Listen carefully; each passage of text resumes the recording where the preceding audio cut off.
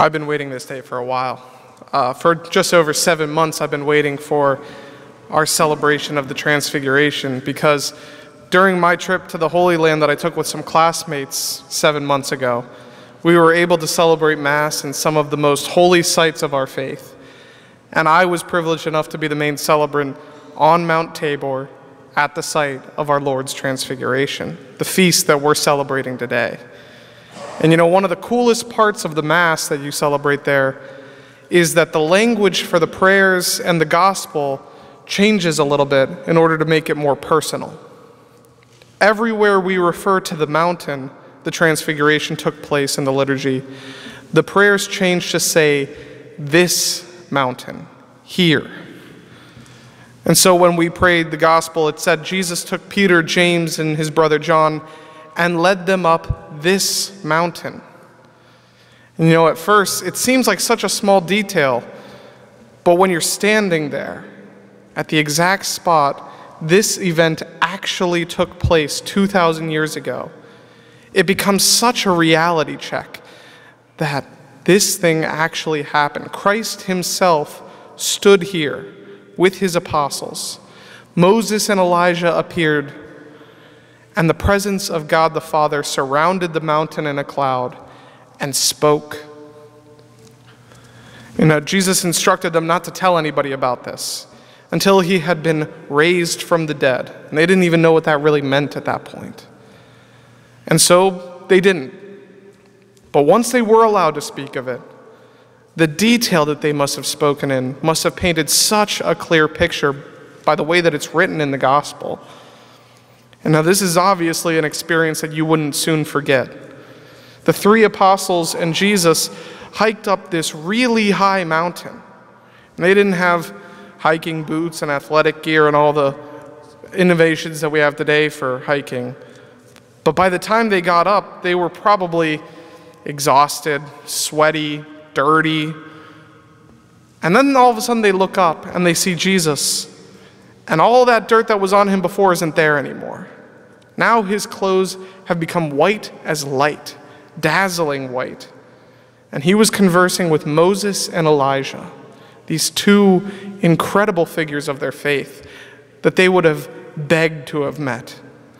These two people were not there by accident either. It wasn't just, oh, well, they just happened to be free that day and they wanted to talk to Jesus. Moses gave the law to the people, and Elijah represents all of the prophets from Israel. And so together they represent the entirety of the Old Testament. And they're bearing witness now to Jesus as the Messiah that he was always promised. And the apostles were amazed. It was such a wonderful sight that Peter didn't want it to end. He suggested that they make tents so that they could stay there with them. And if then that wasn't enough already of a crazy experience, then God the Father, present in the cloud, surrounded them and spoke to them, bearing witness to the identity of Jesus, his Son. And when God spoke, that was when the apostles became afraid. They fell on their face, just like the Israelites did when the Father surrounded Mount Sinai in the cloud.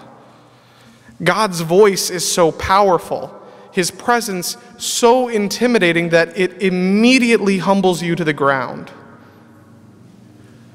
And there are a lot of similarities between this encounter with God on Mount Tabor and the encounter with Moses had with God on Mount Sinai. But an important difference is the face of light. You know, we hear the story that when Moses left the mountain, his face was shining because it was reflecting the light of God. But when Jesus was transfigured before the apostles and they saw his true glory, Jesus' face was shining too. But his face was shining because it was the source of divine light, showing his divine identity clearly was higher now than Moses. This entire experience is one that I'm sure these apostles never forgot. You know, Peter writes about it in our second reading, the letter that he wrote, and he uses it as proof for his teachings about Christ. Not only can he point to two other people who were there to corroborate his story, But one of the best pieces of evidence for this being the truth is asking the question, what would he have to gain by lying about it? There was no prestige or worldly power coming from being known as a Christian. In fact, it would be a good reason to put you to death. And so the only reason to teach this to others and to teach about this is if it really happened. And Jesus told you that you had to go and preach this to anyone and everyone. The same message that he gives to us. And the Transfiguration is meant to be something that strengthens and affirms the faith of the believers. It was for Peter, James, and John. It was for me when I celebrated Mass 2,000 years after it happened. And now Christ offers this message and this image of the Transfiguration to you, to strengthen your faith, that you might see him in all of his glory. So that now we can all go out from here to freely and fearlessly proclaim the glory of God, because we were granted now this glimpse at what life is like waiting for us just on the other side.